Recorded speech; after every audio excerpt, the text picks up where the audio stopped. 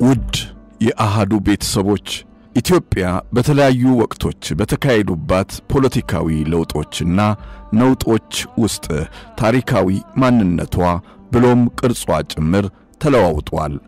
አሁን የመጣው አዲሱ ትውልድም ስለ ኢትዮጵያ ታሪክ ማወቅ ይፈልጋል። ስለሆነም ይጠይቃል። ለጥያቄውም ትክክለኛ መልስ ይፈልጋል። ለምሳሌ አዲሱ ትውልድ ኤርትራ እንዴትና ለምን ተገነጠለች ቢል ምን መልስ እንሰጠዋለን? ኢትዮጵያ የባህር መግቢያና መውጫ ብሎም ወደብ አልባ ለምን ሆነች ቢለን ምን እንመልስለታለን? የኢትዮጵያ ብሔራዊ ጥቅሟ ለምን አልተከበረም የሚል ትውልድ እየመጣም ነው። ትክክለኛውን መልስም ማዘጋጀት ከታሪክ ምሁራን በእጅጉ ያስፈልጋል። በዛሬው ኢትዮጵያዊ ስንክሳራችንም የትውልዱ ጥያቄ መወያያ ይሆን ዘንድ የኤርትራን ጉዳይ በጥቂቱ እናነሳሳዋለን። ጥበቡ በለጠ ነኝ። ኢትዮጵያ ውስጥ ከ1983 ዓመተ ምህረት በኋላ እያደጉ እየጎለመሱ የሚመጡ ትውልዶች ከሚጠይቁት ጥያቄ አንዱ ኤርትራ እንዴት ተገነጠለች የሚል ነው። በርግጥ እነዚህን ጥያቄዎች መልሳቸውን ለማግኘት ወደ ኋላ ሄደን አንዳንድ ታሪኮችን ማገላበጥም መልሶቹን እንድናገኝ ይረዳል። አንደኛው መልስ ግራ ሊያጋባ ይችላል። ይህም ኢትዮጵያ የኤርትራ ቅኝ ገዢ ስለነበረች ኤርትራውያን ለነጻነታቸው ታግለው በማሸነፋቸው ነው የሚል ነው። በዚህ መልኩ የተጻፉ ሰነዶችም አሉ።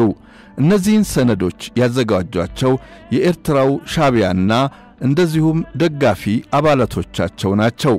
በርግጥ ጥቁር ሕዝብ ሌላውን ጥቁር ሕዝብ ቅኝ ገዝቶም አያውቅም። የሚያስገርምም ጉዳይ ነው።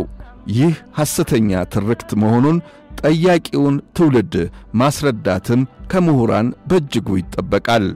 ሌላው ጉዳይ ኤርትራ ስትገነጠል በሕዝበ ውሳኔ ወይም በእንግሊዝኛው በሬፈረንደም ተካሂዶ ነው ሊባል ይችላል። ትውልድ ደግሞ ምን አይነት ሬፈረንደም ነው ሊልም ይችላል።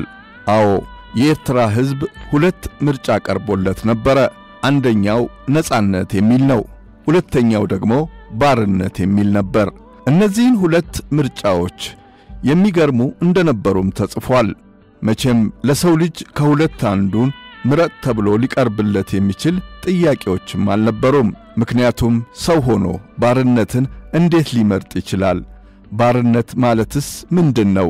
አንድ ኤርትራዊ ባርነትን ቢመርጥ ዕጣ ፈንታው ምን ይሆን ነበር? እርግጥ ነው ውስጣዊ ትርጉሙ ግልጽ ነው። በወቅቱ ባርነት ብሎ አንድ ኤርትራዊ ቢመርጥ ኢትዮጵያዊነት የሚለውን ትርጉም እንደሚሰጥም ሳይታለም የተፈታ ነበረ። በኤርትራ ሕዝበ ውሳኔ ውስጥ የቀረቡት ነጻነትና ባርነት የተሰኙት ምርጫዎች በሰው ልጅ ታሪክ ውስጥ ታይተው የማይታወቁም ናቸው። ስለዚህ ይህ ጥያቄ ትውልድ በኢትዮጵያም ሆነ በኤርትራ በኩል ያለውን እውነታውን እንዲያውቀው ከምሁራን ብርቱ ጥረት ያስፈልጋል። ለሕዝቡም ትክክለኛ ምርጫ አልቀረበለትም። የባርነት ትርጉሙም በሥርዓት ተፍታቶ አልቀረበለትም። በአንዳንድ ምሁራን ገለጻ ሦስተኛ አማራጭም መቅረብ ነበረበት ይባላል። ይህም ኢትዮጵያዊነት የሚል። ኢትዮጵያዊነት ምርጫ ውስጥ አልገባም። በኢትዮጵያዊነት ምትክ ባርነት የሚለው ምርጫ መግባቱ የሕዝበ ውሳኔውን የተሳሳተ ታሪካዊ ሂደት የሚያሳይ ሆኖም ይጠቀሳል። ሌላው ጉዳይ ኢትዮጵያና ኤርትራ ሲለያዩ ወይም ሲፋቱ ትክክለኛ የንብረት ክፍፍል አላደረጉም የሚል ትችት በወቅቱ ይቀርብ ነበረ። አንደኛው የድንበር ወሰን ነበረ። ኤርትራ የሚባለው ክልል ከየት ጀምሮ ነው? የኢትዮጵያስ የቱ ነው የሚል ለውይይት ቀርቦ አልጸደቀም ነበረ። በወቅቱ የኤርትራው ሻዕቢያ ደስ ያለውን የኢትዮጵያ ድንበር ሲወስድ ማንም የተከራከረው ኃይል አልነበረም። ቆይቶ ግን በ1991 ዓመተ ምህረት ባድመን፣ ዛላምበሳን፣ ኢሮፕን፣ ቡሬን ሲወር በሁለቱ ሀገራት ከፍተኛ የሆነ ደም አፋሳሽ ጦርነት ተቀስቅሶ ብዙዎች ዳግም ተጎዱ። በእነዚህ ጦርነቶችም ኢትዮጵያ ተጠቃሚ ሆና አልወጣችም። ጉዳዩን ወደ ዓለም አቀፍ ፍርድ ቤት ይዛ የሄደችበት መንገድ ይግባኝ የሌለው ፍርድ ለመቀበል ስለሆነ ውጤቱ አሳዛኝ ነበረ።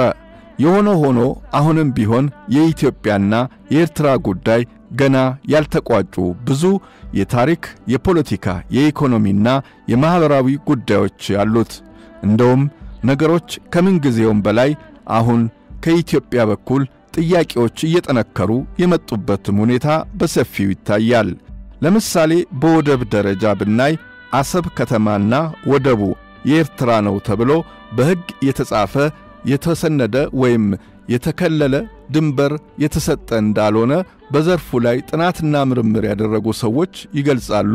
አሰብ የኤርትራ የሆነው ኢትዮጵያ መብቷን ስላልጠየቀች ብቻ መሆኑን የሚያወሱት እነዚሁ ሕግ አዋቂዎች በራስ ቸልተኝነት ኢትዮጵያ ወደቧን አታለች ይላሉ። ሻዕቢያ አሰብን ጠቅልሎ ሲወስድ በወቅቱ የነበረው የኢትዮጵያ የሽግግር መንግሥት አልጠየቀም።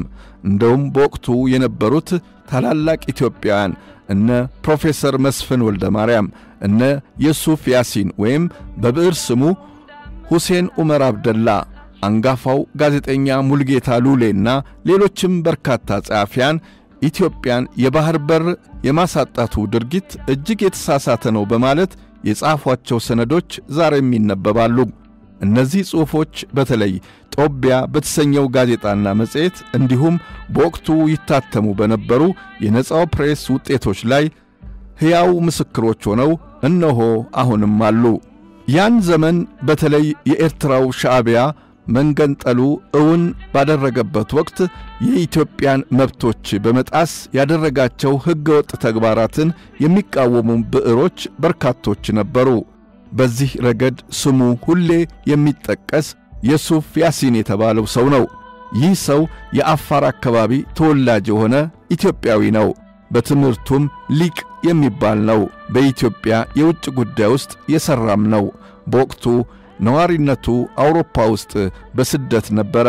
ከዚያ ሆኖ በብዕር ስም የጻፋቸው እነዚህ አስገራሚ መጣጥፎቹ ዛሬም ድረስ ሕያው ሰነዶች ሆነው ይጠቀሳሉ። ብዕሩ ገለጻው ውብ ነው። ይህ ሰው ማለትም ዩሱፍ ያሲን ወይም በብዕር ስሙ ሁሴን ዑመር አብደላ በተለይ ጦቢያ በተሰኘችው መጽሔት ላይ በተከታታይ የጻፋቸው ታሪኮች አሰብ ከተማ፣ አሰብ ወደብ የኤርትራ ግዛት ሆኖ እንደማያውቅ በሰፊው እየጻፈ በዚያ ጊዜ ይሟገትም ነበረ። የሐሰን ዑመር አብደላ ጽሑፎች በርካታ የታሪክ ሰነዶች ማስረጃዎችን በማጣቀስ ብሎም በወቅቱ የነበረውን ሁኔታም በማስረጃነት በማቅረብ አሰብ የአፋሮች የወለየዎች ታሪካዊ ግዛት መሆኑን ጽፏል። በሐሰን ዑመር አጻጻፍ አላግባብ የሚወሰኑ ውሳኔዎች ወደፊት ይዘው የሚመጡት ጥያቄዎች ከባድ ሊሆኑ እንደሚችሉ ሁሉ ተንብዮም ነበረ። በዚሁ በኤርትራ ጉዳይ ላይ ሌሎችም የተጻፉ በርካታ ሰነዶች አሉ። እያነሳሳን እናወጋባቸዋለን። እስከዚያው ፈጣሪ ኢትዮጵያንና ሕዝቧን አብዝቶ ይጠብቅልን።